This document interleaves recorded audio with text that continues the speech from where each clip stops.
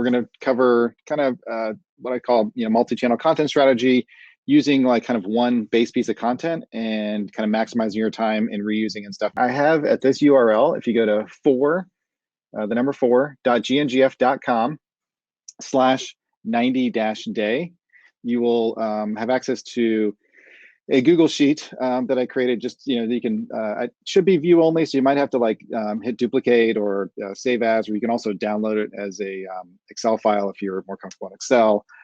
But you can grab that and for your own use, start filling it out. And then also in there, there's a tab on resources. So as I talk about things, I'll cover like a few of the things that, like people commonly know, but there's other resources in there. There's other tools and websites in the resource tab there. Hopefully that helps, because I know like things fly in the chat, people talk about stuff and you have to go back. You don't have to go back and listen to audio to remember that one little snippet. So hopefully that helps. This is just yours. There's no opt-in or anything. Just go grab that. This is for the breakout session. All right, so we are talking about 90-day multi-channel content plan. So if you were with me in the earlier session, I talked about why this is important, right? Why we care about multi-channel content plans. So thank you for joining me. So for those who didn't get any intro before, I'm Mark Holmer. I'm the CEO of Get Noticed, Get Found. We are a marketing agency that works with law firms all over the country. And I've been doing it now for, gosh, this is our 10th year. So I've been doing it for a while, just specifically with law firms. Before that, I've done a lot of stuff in the agency world and technology world. So I got my start at IBM, building websites and stuff for large companies. Just happened to be the right place, right time in '95 when all that stuff started happening. And kind of transitioned more over to like agency world and was working with kind of like, Fortune 500 type clients for a while, which was fun. They have big budgets. You got to do a lot of cool things early on, but at the same time, one thing that I missed was really getting a sense. I love the data and love knowing what was going on. And I just didn't have the connection to, we were doing a lot of cool stuff for a really big brand, but what was it really impacting? And people were just spending millions left and right and didn't really care. So I started working more with small businesses and really found my passion. Ended up having a bunch of law firm clients. Next thing you know, that's all I do now. Love working in the legal industry, love what you guys do and how important you are and the little bit we can do to support. That's what my team loves to do. So let's talk about multi-channel. Multi-channel basically means that you're targeting more than one particular area of marketing. So you're not just focusing on a website, you're not just focusing on social media, you're not just focusing on maybe a radio ad or YouTube videos, Instagram. Like it's trying to say, how do we attack multiple channels, knowing that our clients aren't just living in one homogeneous place. They're not just going to search. They're not just on Facebook, right? Like your target clients could be in a few different places, and one person could be in multiple places. And so you want to kind of hit them and follow them around and stuff in those areas. So it's kind of like, help reinforce that brand with your potential clients. You'll hear the term omni-channel. I like the concept of omni-channel, but I mean, multi-channel is like an older term. Omni-channel is like just like, us marketing people, we like to have a new buzzword that we can talk about and write books and articles about. So omni-channel, the whole idea of that is really just trying to understand the consumers in the middle, just like I was showing on one of the slides earlier when I presented, consumers in the middle, and you're working around and trying to, keep the channels connected based on where they go. So there's actually a lot of, tools and stuff for that, but I'm just going to kind of talk in terms of multi-channel, meaning all this stuff. And what's a channel, which is what a lot of people usually ask. All right, why do we do this, right? So kind of reinforcing some stuff I said earlier, this is what kind of like the online meant to a law firm in 2005, right? So this is Jones Day, not a small firm, and this is their website, not sexy, not fancy, and that's pretty much all they had online. Do you remember the days where you actually gave somebody your URL and you said, okay, just go to www. Insert my law firm name here, it's very long, .com, and you had it on your business card with all that, stuff there, and people literally type that in. Whereas now they just type in your name and you hope that it better come up, right? So that's kind of where we were in 2005. So we've got this is what the internet looks like now, right? If you were in my earlier session, I talked about this where just it's so fragmented, people are coming in different directions. So we need to be in multiple places. And so how do we do that, right? So let's move on. This is another slide I had earlier. Again, this presentation was built before the other one. So we've got percent of website visits from social media have risen year over year. Obviously, a significant bump during Q2 of last year when we were all stuck at home quarantined. So, but just know that people are hitting your law firm websites. I mean, even 7.5% from last year was a larger number, and the fact that we were, heading into over 10% and more from social media. And this is just, again, average law firm clients we work with. It's not somebody who's just doing all kinds of, deep in social media stuff. We do have a couple clients that are very active, and I'll give you an example of one of them here in a little bit. All right, so what content do we use in a multi-channel strategy, right? And I think Jordan talked a little bit about this. This came up in some of the panel discussions. So one of the good things is in some of those studies I referenced earlier, here's a couple different points from them. The one thing on from McKinsey is that they're saying that they're seeing a refocus, and whether it's because of COVID or just a a kind of a pullback on businesses that can connect with consumers because they're looking for things that are local, right? So consumers, I don't know if it's because our world shrank or things got scary or just we're tired of just like the non-existent corporations, but there's this idea of like local again.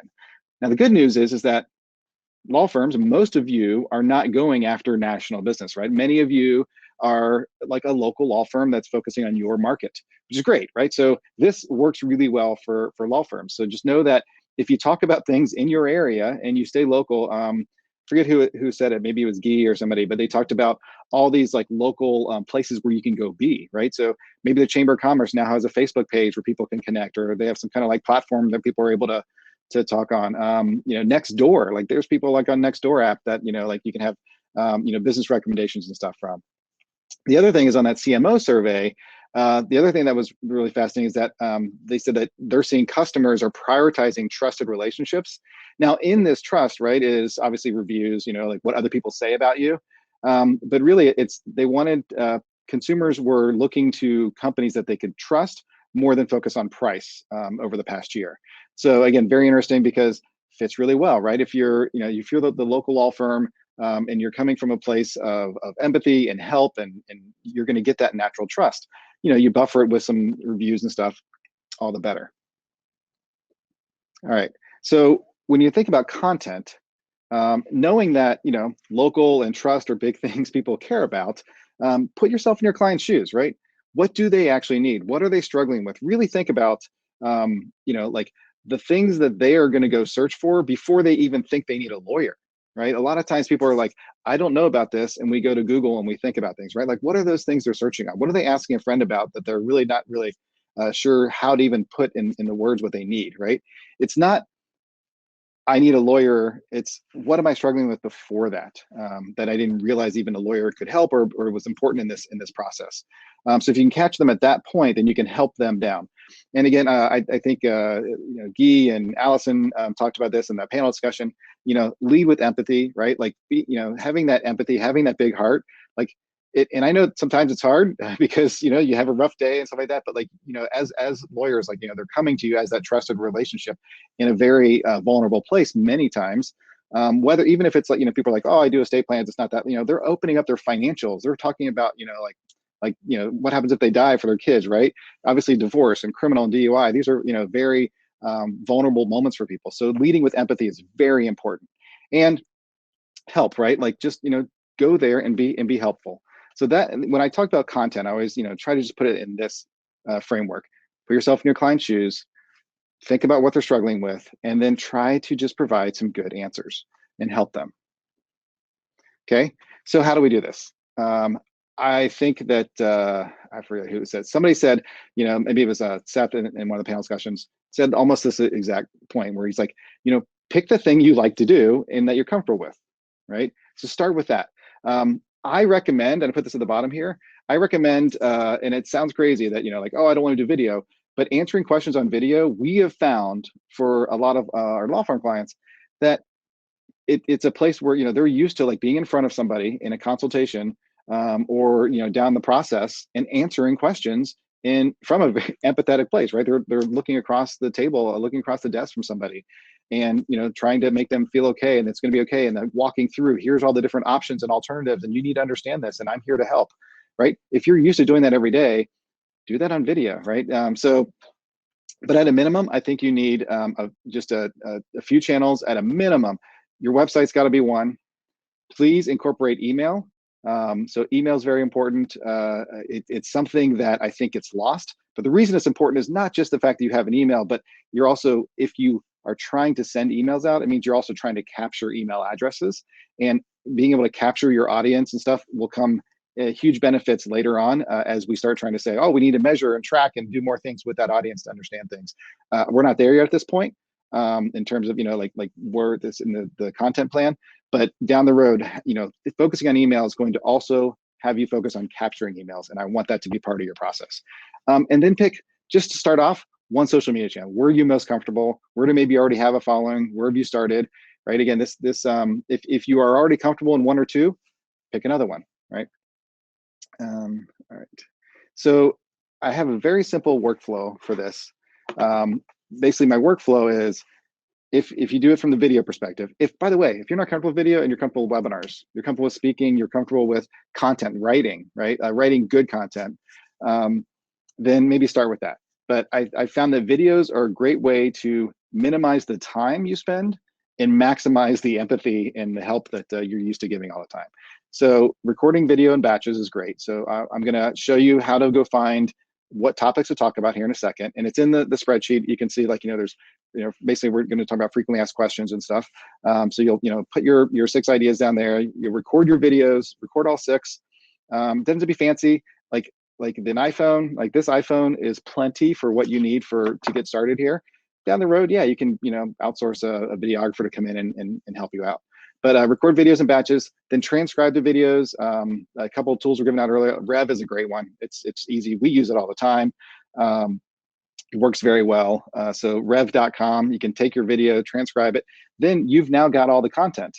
Either edit the transcription into web content on your own because you want to, keep your voice and that, or you can send it out to somebody to edit your transcription, because you're taking exactly what you said, how you said it, and just trying to turn it into something that is more for, like, consumed on the web in terms of a story and points, not just a transcription, right? So you want the web content to not just be a transcription. One resource that a lot of people don't think about is lawclerk.legal. So LawClerk is a great place to go. You can get virtual associates and like outsourced project work for some legal matters that like in terms of just having some outsourced legal capacity. But they also are lawyers that there's a bunch that are willing to write content. So these are lawyers that you would also hire to do some work that could also write some content, and you could specify the practice areas and stuff if you wanted to be, if there were some nuanced items in your videos. That's a great place. Upworks, you're going to get people who maybe are really good writers. But if you're nervous about some of the legalese and the jargon and making sure that the nuance is correct, you could go to LawClerk and say, I need somebody who's very good in estate planning in the state of Michigan, right? And they can give you somebody there. So it's a resource that not a lot of people think about. It will probably be a little bit more, but just know that you can outsource this and be comfortable, finding somebody. Creating social video clips are great. You have your video. A lot of people aren't going to watch your whole video, but if you can turn that into some small clips of 15, 20, 30 seconds of a main point in that, kind of like, here's a question, and you give a little bit of a small point there, and of course a link to your video. Again, those video clips, somebody can take your video, you find that you had the transcription, so you know what your highlights, you kind of like say, well, that was a good point, that was a good point, that was a good point. They take that, they go cut a little video. You can go to fiverr.com, Upwork, you can have a local paid intern can help you do that. Then you're going to take that same content. Again, the idea here is reusing to make this as easy as possible for you guys, but to have 90 days of content, okay? So you're going to take that same content and you're going to go, you highlighted some things for those video clips. We also now have highlighted some things that are, hey, this could be a really good little quote. And then you guys have all seen, and probably even some of you have done, those nice little quote images, which you can do on your own in a tool like Canva, or there's some tools online. Again, in my mind, if you can get this workflow down, you can outsource that, have all those quote images created by someone on Upwork or Fiverr. So we're just creating those quote images. And again, the quote image is more text, so we're going to link to the web content, right? And then out of all of this, we're going to create one email newsletter per month, okay? Linking to one of your videos and a piece of your content. And then, obviously an intro and talking about it a little bit, but you've already got an image you can use. You can grab and put in there. You got a video clip you can use, right? So this is a way to have that email newsletter. So now we've got a video. So we've got maybe YouTube or something, right? We've got web content. So we put something on your website. We got social, so which you can put in a number of places. Video clips would be great on like Instagram and stuff, right? You got quote images you can put on Twitter, Facebook and stuff.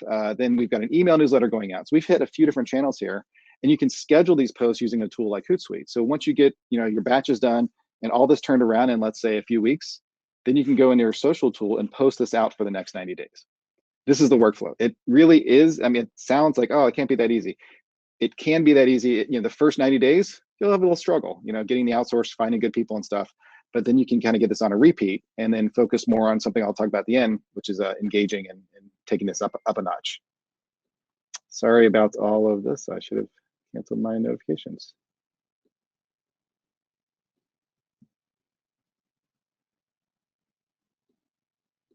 This is why when you switch platforms, you got to keep everything focused. All right, so video topics. So what do we talk about, right? We want to talk about frequently asked questions. It's the easiest way to start. If you've already done this before, you maybe have an arsenal of these things.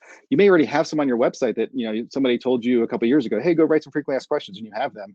Just maybe because we want a video, we want it to be more than just 20, 30 seconds. You want to be a few minutes long. Maybe you can take a bigger group of questions and that and kind of say, well, that's an interesting question. Actually, there's 3 steps to that, right? But we want to find 4 of the top questions you get on a consultation. You can just do 6 top questions you get on a consultation is totally fine by me. But I like to say, if you do 4 questions you get, and then 2 questions that people should be asking, right? Like, what are the 2 questions like the conversation eventually gets there and nobody starts there because they don't even know half the stuff before they get to that point.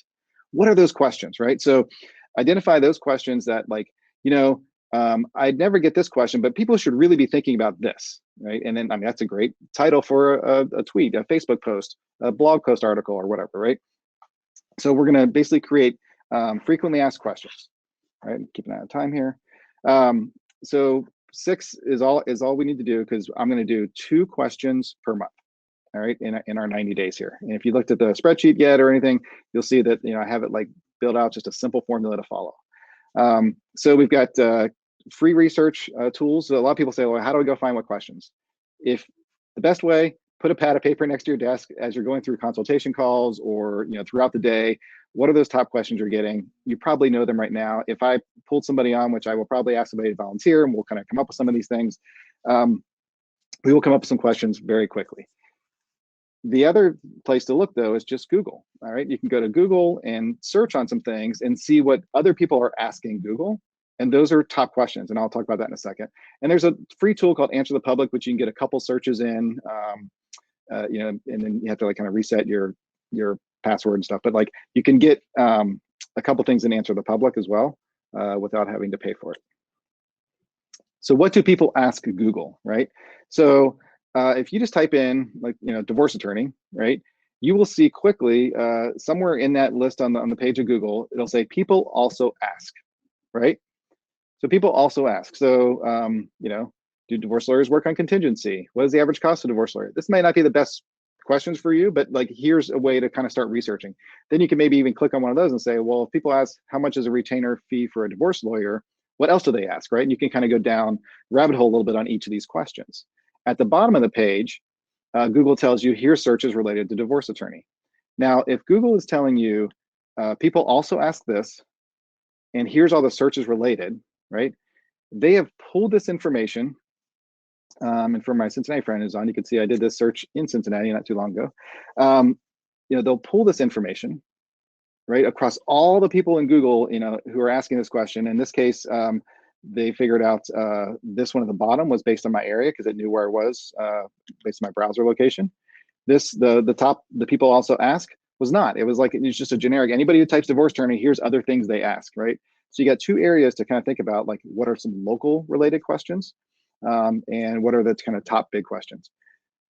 The reason these are here is Google has way more data and way more information than we do about what is like consistently asked on these topics. So take advantage of that. Like if that's what people are asking the most, guess what? There's also people going into Google every day typing in how much is a retainer fee for a divorce lawyer. It would not be the first return, right? So that may not be the right question to pick for your page, but like that's something people are asking. If that's something that you can answer very well and it does a great job for your particular brand and stuff, maybe answer it, right?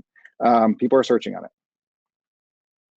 So the other option is answer the public. Answer the public's a tool where you don't want to put in like a detailed word, you just want to put like kind of one word, like DUI is a good one, right? You just put in a DUI there and hit search. Did I use DUI as my example? I did. So DUI, and you can get back a big word search tree like this. And what they're doing is they go through Google and all these tools, and they basically strip out anytime there's used where, who, which, how, when, what, right, why. And they find all the questions and they categorize it by that. So instead of you having to go through all that list of things like I just told you with Google, you can use this for a couple searches before you have to pay for it. You can also get it in a format that you can quickly copy and paste. But if I typed in DUI, here's some good ones, right? When is a DUI expunged? Maybe that's a very good question for your market. How DUI affects employment is often a really good question. So.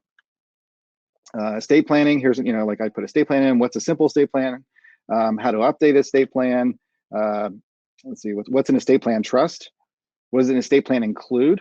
Like the fact that these were put there, these were asked enough to come up in Google's kind of top questions that Answer the Public pulled from. So these are great questions to think about to kind of get you thinking in the terms of frequently asked questions. Love this resource. It used to be totally free, now you only get a few searches.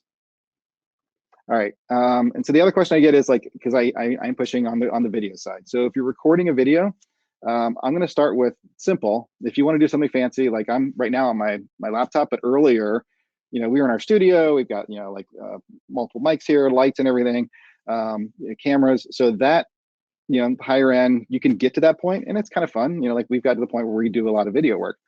But we started by having this on a tripod with a connector, and we did Facebook Lives that way. We started Facebook Lives on a smartphone, right?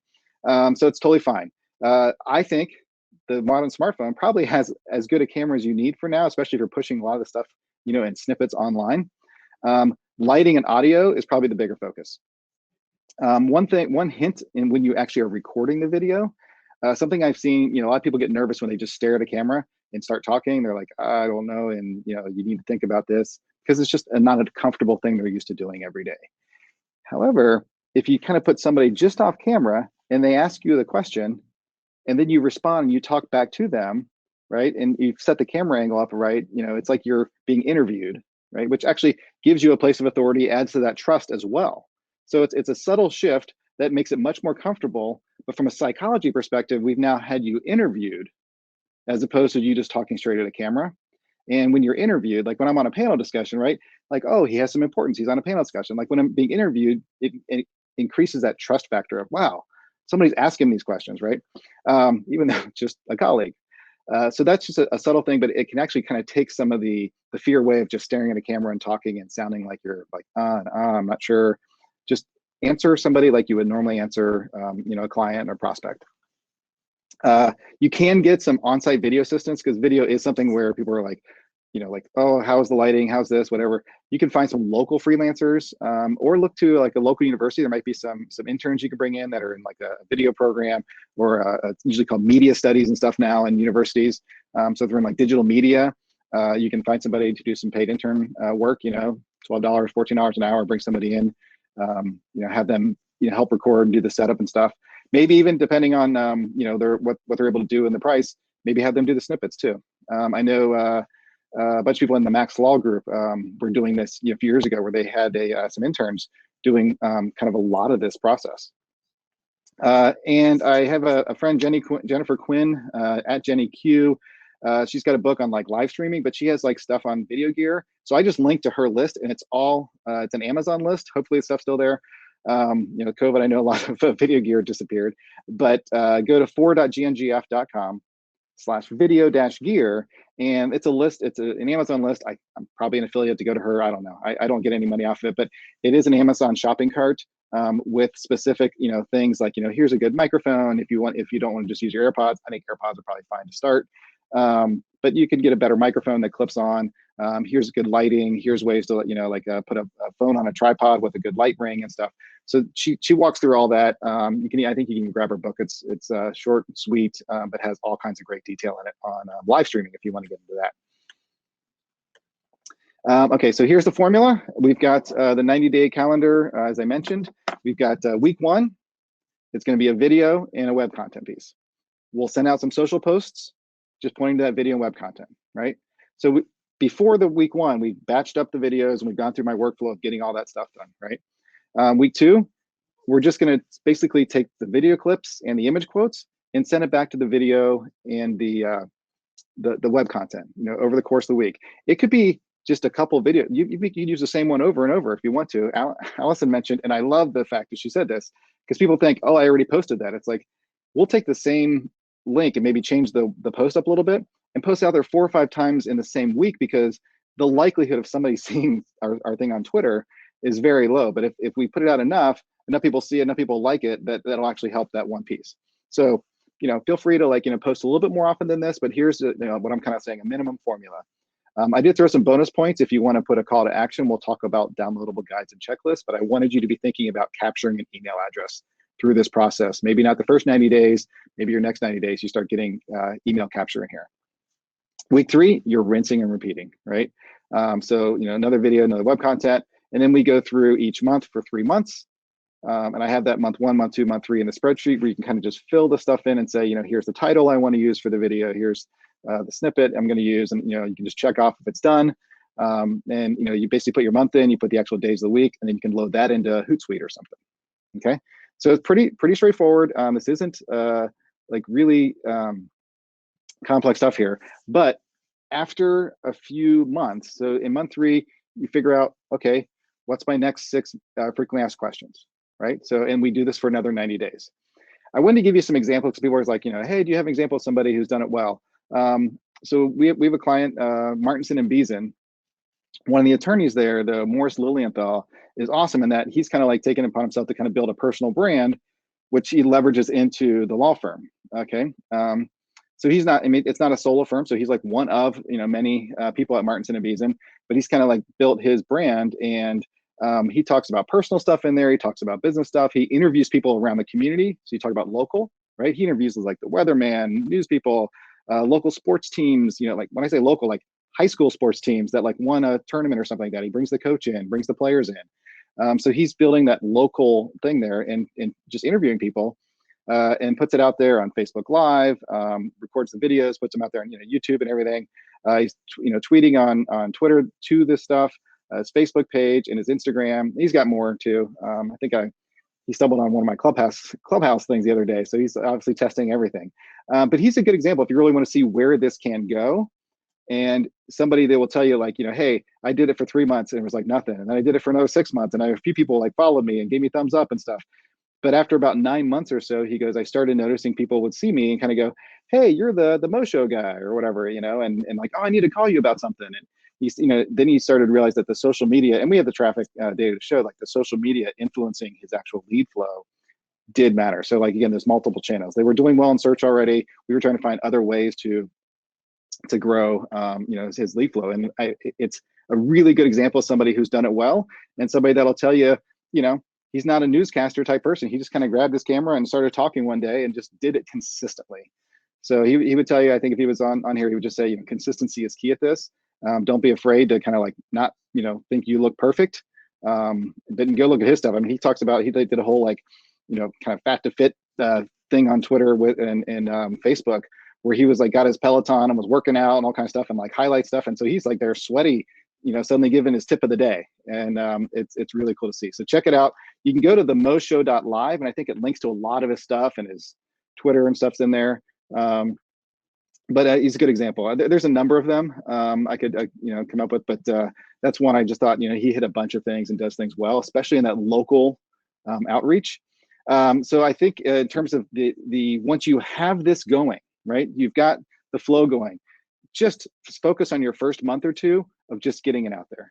And again, use the tools, use the resources, so you're not putting all this on your back. it shouldn't cost too much to outsource a lot of these pieces because you're doing it in very independent, small ways. You're not outsourcing your whole marketing strategy, right? So if you do that, right, then you can start after about 6 months or so. I recommend, or not 6 months, sorry, 6 weeks. So you've got like 1 or 2, 3 videos under your belt. Now you've got the process going. Get out there and start engaging. Okay, so reach out to people and find all your referral partners. Maybe send them a couple, direct Facebook messages or whatever platform you picked, and just say, hey, hey, I'm a thing here. Check out my videos, whatever, and get them to come on and like it and subscribe. Right, past clients. Local businesses that you work with. You even follow local media on Twitter and react to stuff they do, and then they'll kind of see some of the stuff you're doing. That's how Morris ended up, talking to the weatherman. They reached out to him because they saw some of the stuff he was doing in the local community.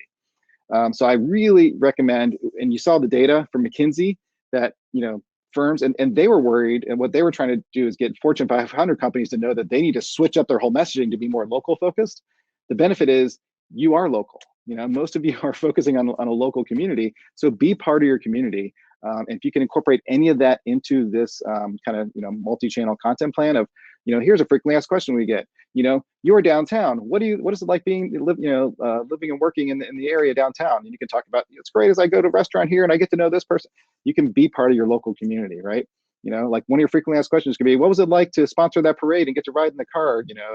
Obviously this pre-COVID, but these kind of things people like recognize and go, oh, that person is part of my community. Stuff really matters. So if you can incorporate that in your content and that goes in your social media, you'll get much more engagement if you're keeping it local. All right, the bonus points are, and again, this is that thinking, and this is not this presentation is about, but Jordan even mentioned this in his presentation too. It's like these lead magnet ideas, getting lead magnets and getting the emails into your system. So you're not having to pay Google for an ad. You're not having to pay Facebook for retargeting or lookalike audience and stuff. That stuff works, but the more you can get the control of a list, then you can get on that list could be referrals. Somebody who refers you out. It could be somebody who's not ready for you yet, but maybe in 6 months is. Somebody whose brother needs something in about a year, and you get them on your newsletter list, and you keep dripping this stuff out. They will remember you, and you will keep that top of mind awareness. So, all right. Here's an example of social media. I just typed social media and video on Fiverr, and here's what I get. Right. So there's people who are saying I can edit a video for you on YouTube and social media for $10.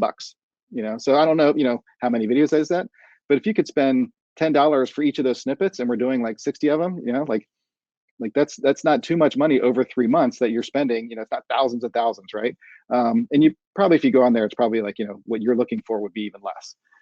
So look, this is simple on Fiverr. You can go there. Upwork, it's going to be a little more project based. We're going to kind of say, here's what I want. I like Fiverr for some of this stuff because you can see what they've done, and they're saying, I will do this particular thing for this much money if you kind of provide me this kind of stuff. And you're going to have that ready to go. Say, yep, that works for me. You can see the reviews. I usually do like a level 2 or a top rated seller. And you can already kind of filter it out. I mean, like pretty much here, everybody's got more than, other than the guy on the right, everybody has more than 10, 15 reviews, 4.9 stars, 5 stars, 4.9 stars, right? All right, and again, we practice what we preach. We've got GNGF.tv. You can look out there. You'll see our videos. You'll see tweets. You'll see Facebook posts on this. We stream it on Facebook Live. We put it on YouTube. It's on our website, right? We've got transcriptions on our website. We've got blog posts that are related to this. I have downloadable content for some of this stuff, right? We practice what we preach. So like, I'm not just kind of saying, hey, lawyers, go out and do this. We also do it too because it does work. Many of you probably clicked on something to get a free copy of our book. Well, now you're in our email list, and we will email you updates to things when we launch really good new content. And hopefully you like it. If not, unsubscribe. That's great. But we're practicing this as well. This is good stuff. It works for a marketing agency. We know it works for law firms. We know it works for our clients. I just wanted to get people over the hump that it's not like you have to spend thousands and thousands and thousands of dollars to have somebody do all this for you, when you can get a lot of stuff started on your own and with a small outsourcing team. Again, if you haven't gotten our book yet, gnGF.com/LFGS, or just come to the booth and say hi to Josh. He's over there chatting with people. I can hear him out in the other room right now. So go to the booth and chat, and you can get the book there as well. All right, I'm going to end this because I'm hoping we get a few minutes and I can go back to the chat and see if there's any questions. Stop sharing. Alrighty. Um, so we've got some chats here. All right, I'm gonna go see if I can. First of all, if anybody wants to raise their hand and say, hey, I'd love to come on and ask a chat, we can talk directly, pull you up here. I've got how short should the videos be? He's saying, up 90 seconds is fine. Yeah, so I like to, if we can start with a regular video, the full video being, a few minutes, then you can find, 5 to 15 second snippets in there. That's, probably not 5, but 10 to 15 seconds in there. That's like a good kind of quote or a good hook of something. So if you get a few minutes in there, you'll have enough. But so if you think about frequently asked questions that could have a couple parts to it, it's like, oh, that's a really good question. Well, there's really like 3 parts to that. So the first thing people need to think about is A, B, and C. Well, and the second thing that I really like to make sure people are thinking and taking care of is this. And the one thing that's really important, and we're kind of as a lawyer, I really come into play is like in this area it gets a little sticky. So these are things you really need to understand, right? And then now you've got stuff you can cut up a little bit, and maybe you turned it into like 3 or 4 minutes. So it can go longer pretty quickly. Yep, so it looks like Daniel already talked about over 7 minutes these days. Totally agree. I think we're even seeing a sweet spot of like 10 to 12 minutes for YouTube algorithm. Rev.com. You already have a lot of blog content. Can you turn those posts into video, or is that just replicating the same content? Absolutely not replicating the content. Great question. Like Margaret here. So very good question. And I think that if you have a lot of blog posts, a couple things you can do. One, look at those blog posts. You might, if it's like very generic, like, hey, the so-and-so festival was in our town last year. If it's not what we call evergreen content, and somebody asked that in the chat before, if it's not evergreen content, evergreen means that it's content that can really stand the test of time, right? So if it's something that was written about a particular thing that happened that really nobody cares about 6 months later, that's not evergreen, right? So what I suggest doing is if you have blog posts that are kind of good, long-lasting, stand the test of time posts, you have a couple options. One, you can take that kind of post and kind of say, how would I turn this into a video? You could script it, you can get really fancy with a teleprompter and stuff, or you can kind of turn it into some questions, and you already have some of the content there, so that's great. So you already have your content piece, checked off. The other thing you can do is take some blog posts. If they're just short, like if you were doing this 4 or 5 years ago, you might have been, recommended like, hey, write a bunch of 600-word blog posts. What we're seeing is that longer content works well. So you could take a few blog posts and create longer content that may actually rank better on your website. So we get into like a whole search play here. So if you have a lot of blog content, we do this for clients. When we first work with them, we'll do what we call keep, kill, and combine. So we'll look across all the content, and there could be content that's kind of dragging the site down. It's short, it's not ranking well, it's actually probably hurting the overall thing. It's old, nobody's gone there in forever. Then there's a bunch of short content, but it's good. And then we want to combine that into like some longer content. And then there's stuff that, man, this is getting the majority of the traffic. So when something goes here, let's link to all our really high converting pages, so we keep that content. So I think that it is good to, if you have content, let's try to reuse as much as we have. I think Melissa, we were just talking about this, she stopped in the booth. And so it's something similar Melissa was asking or said she's doing is taking some content and like kind of repurposing in different places. The spreadsheet, yeah, it's GNGF.com. I don't know if, looks like Daniel took care of it. GNGF.com/90-day. Avo Q&A. Oh, thank you, Rebecca. That is awesome. That's great advice. So Avo Q&A she says, a gold mine for finding content. Avo Q&A is great because it's people going and actually asking questions, and then you can see some of the answers people do, which then lead to more questions. So you can kind of look and go, oh, there's a good question. The way they answered it, they didn't quite answer enough, and so they got this question, and they got this question, and they got this question, and people will have like multiple questions inside based on content in like kind of a stream. And you end up with like 3 or 4 or 5 ideas, or one really good, really thought through idea. You answer it in your own language. You're not trying to. And there's obviously different states, being answered in there too. But so Avo Q&A is a great tool. It doesn't get as much focus as it used to, but there's so much stuff out there. That's really how Avo built their whole search engine. Like their dominance was that. So we got 2 minutes. Blog post, video upgrade. Yep, there you go. I do videos weekly, so I can reduce that. So if you do videos weekly, I wouldn't say reduce it. It's, if you're already doing it and comfortable, then keep that. But if you want to dial it back so that you can insert these other channels, and maybe maximize more with one video, then maybe you can. But if people are if you've already got a following and they're used to one a week, that's fine. But I think if you reduced it so you could add these other tactics, that would be totally fine. If we talked, I bet I'd probably lean on that actually, is if you aren't doing these other things well, maybe reduce the video, incorporate all these, workflow of using outsourced resources to hit way more channels, which may bring all those videos up and you may get excited to do more videos, right? Spreadsheet, awesome, glad you like the spreadsheet. Melissa, yep, a blog can be repurposed to a written FAQ, a video broken down to snippets, exactly. So I'd like to understand a little bit more about YouTube. I think you should put your videos on YouTube. We're gonna run out of time. I'm probably gonna get pulled out here in a second because I think they're gonna get us all back in the main session. But if you have some more questions on YouTube, come to our, we have a booth in the expo hall. I'm gonna be managing that a bunch. Josh will be managing that a bunch, Daniel, and we all can talk about this a lot. And then, yeah, we could talk more about YouTube, and I'll tell you about what we're doing on it too. But I think we're about to get pulled here since it's 3 o'clock, and I'll try to keep answering questions as long as I can until they let us go. When you post on LinkedIn, how many views is considered good reach? Good question. So on LinkedIn, LinkedIn's interesting because it's two answers to that. One, on Facebook, you can get a lot more views. First of all, it's a larger audience, but also you can pay a lot easier to like boost views and that kind of stuff.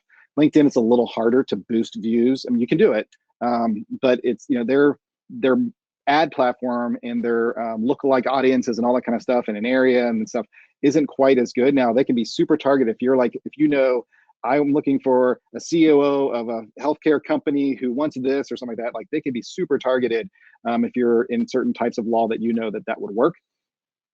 But in terms of just how many views, I would say you can quickly in LinkedIn go from like dozens to hundreds with the right strategy.